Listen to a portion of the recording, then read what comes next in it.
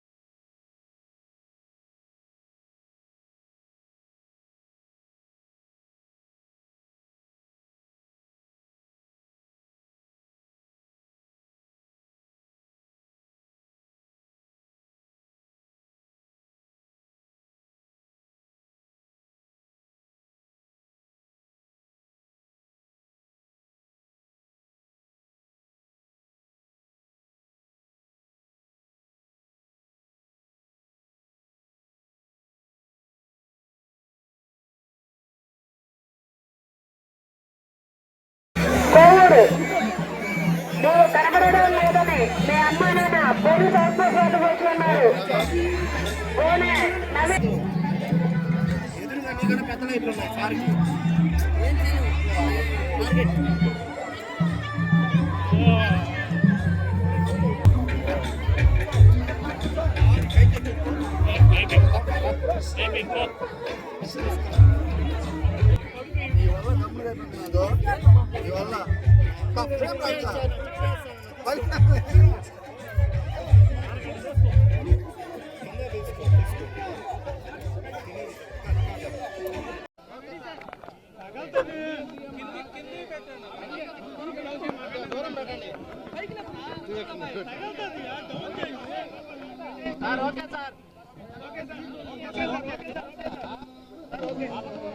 అందరికీ నమస్కారాలు.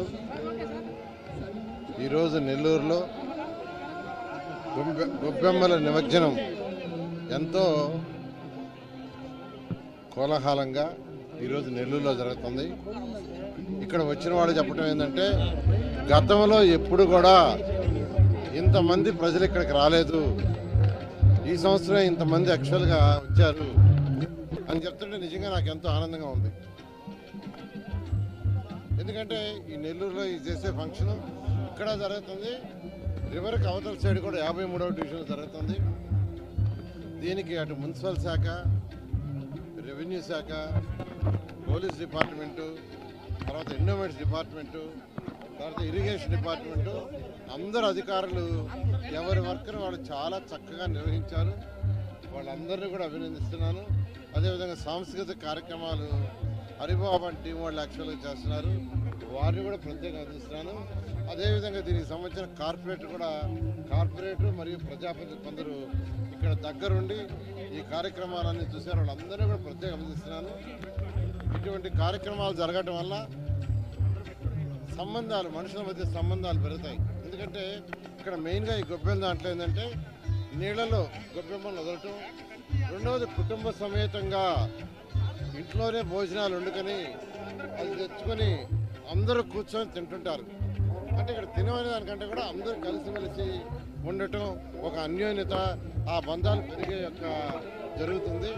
అటువంటి కార్యక్రమాన్ని ఫ్యూచర్లో ఇంకా ఘనంగా నిర్వహిస్తామని నెల్లూరు ప్రజలందరూ తెలియజేస్తున్నాను. Thank you.